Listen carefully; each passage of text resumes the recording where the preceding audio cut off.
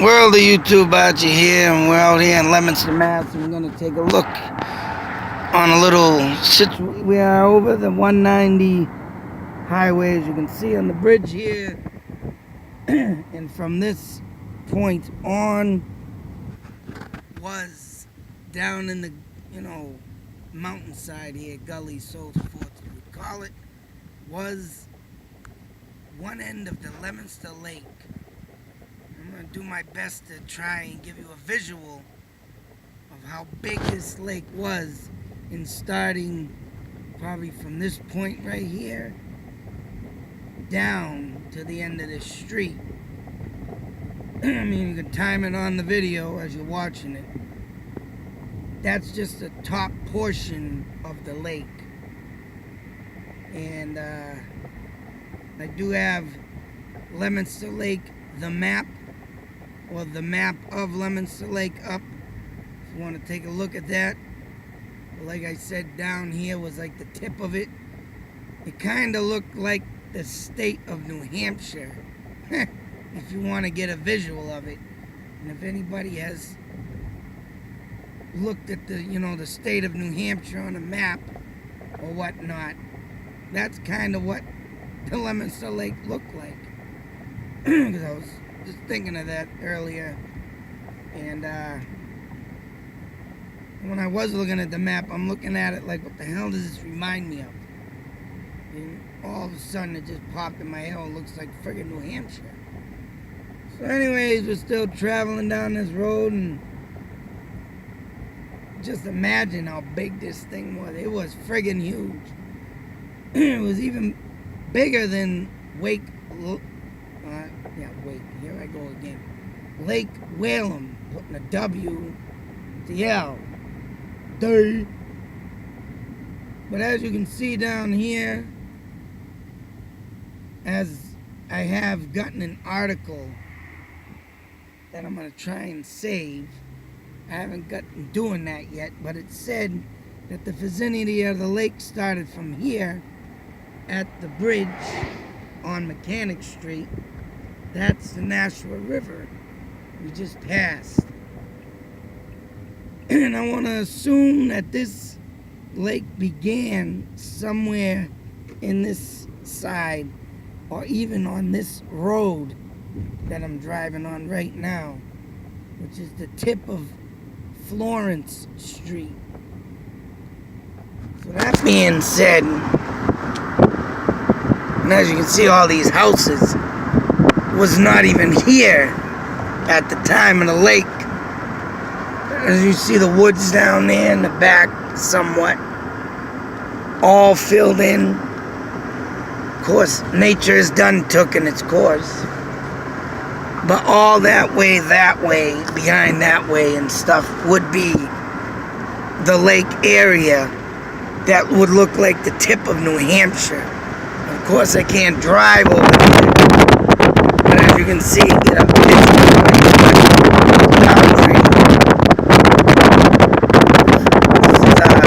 Cecilia, Saint Cecilia Cemetery, Cecilia. Yeah, right. Cecilia Cemetery was what we just passed. And beyond that, in the tree lines, like I said, the base of the head of the lake. That leads me to go taking a... So all this area that we're in now was here.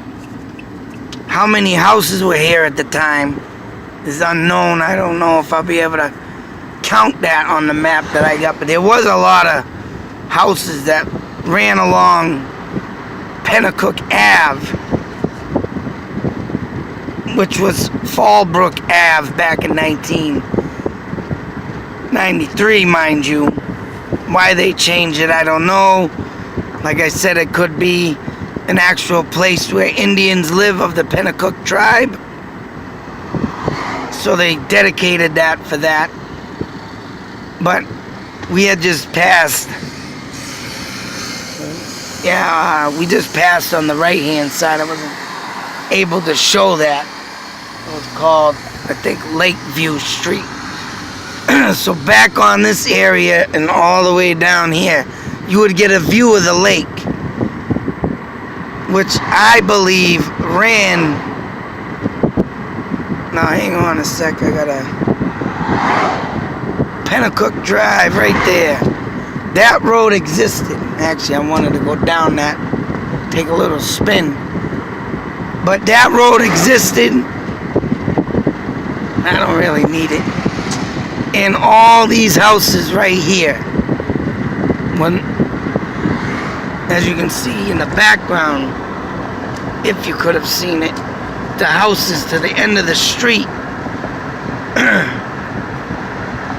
There's a mound there, and I believe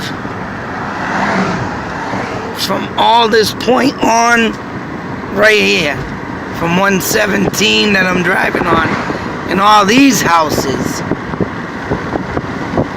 and as I'm going to show you going down Lancaster Street, this was the lake. So we would be actually driving on the lake right now.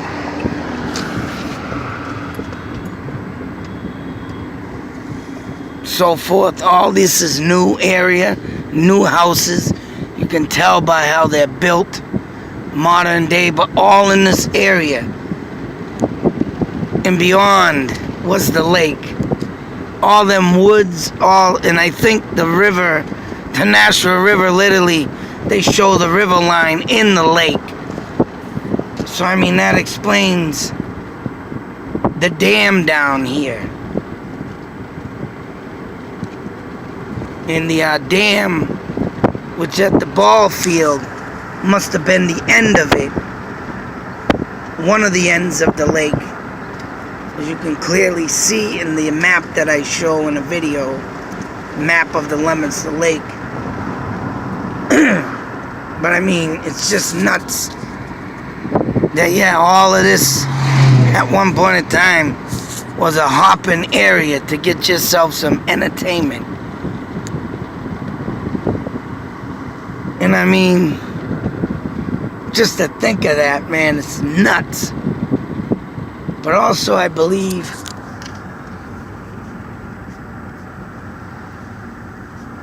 that all this area could have been part of the lake too. That's why it's a dead end. And of course, right here, you can get a sure shot view of the river, the gully area. Ooh, nice red-tailed tarhawk over here flying with me. There we go. Some luck there, bird. But this road that continues on, and I believe, like I say, let me just shut this down a minute.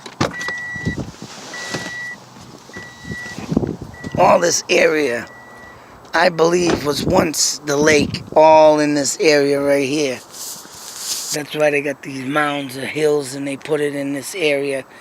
And as you can see, there's the Nashua River here. So I mean, that being said, hell, this could have been the lake on beyond this. I mean, that was one huge friggin' lake, and to just even think about where this, you know, how it began and how it ended so abruptly. I don't know if it came down this way because the dam is up there. So I mean, in that area, all this ball field, I mean, this could have been put in later on too. The hill and everything, because they did look like the park and everything was buried by the woods and stuff. So I mean, that explains maybe why all this, you see this land here looks like wiped out by water. And I'm pretty sure, I mean, the lake, I mean, this river has risen enough to do that.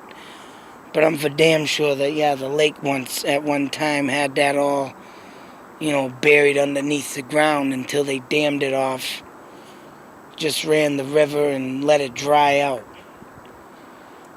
But that was just a little tour of 117 and beyond to the Johnny Appleseed Road. And I mean, just to see that, man, it's extraordinary. It was just something awesome to look at. I mean, and just think, like I said in the description box of my last video, that just by looking up a 1993 newspaper article, that the guy was in this, canoeing through here, finding out stuff on his own, a cemetery that I believe that was moved, Indian burial grounds, and I could just imagine what lays beyond all this land for Indian burial grounds and Indian living, because the Pennacook tribe name is held high up on the side there, and it's an avenue, and I happen to believe that's in respects to that tribe, and they did live through like up in New Hampshire, and I signed on a map that I looked up where they lived in a good part of northern Massachusetts. That would be Leominster, Ashburnham, Ashby, all the way up would be their dwellings throughout this area. So that being said, nice to pay some respect down here to that and just give you a visual on what the hell it used to look like back here in the 1800s. And like I said, that Pennacook Ave was always existed, I guess. It's always had houses on it since the lake. And honestly, due to and I'm still looking into that, but the highway, how it runs alongside of the lake, and that was a picture in the highway over there. I-90 was built in 1979, and just imagine when they really buried this in. Had to have been, so that makes it just even more, unless that highway mapping was just the beginning of building of the highway, like, what they wanted to do to make it. I mean, that's the only thing I can think of, but being that, being in that terms, I mean, yeah, I have to take a little journey one day. I ain't got time today, but down here to see what this road comes out to, because I think this road happens to maybe be one of the roads that would surround the lake, maybe, or bring you to the park or something, whatever the case may be. It's just something if you want to check out on your own. This is Lancaster Street.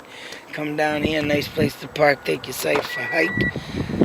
But if you want to look at the old ancient ruins of the lake, even the dam, they got trails out there. Like I say, I gotta get out there to check out some more stuff. There's a little historical stuff I want to look into. But that being said, there's a whole damn thing to search around here, and you can walk and get a little bit of nature and some fresh air out here. Like I say, it's too bad that they tore that down for good and forever. Now the river's clean, you don't even smell a damn thing out of it. And just think of the revenue in this town if it would have stayed open like that. Oh hell, I'd be enjoying some ferry rides, that's right. But supposedly they got some boats lost out there. Maybe some ferry boats.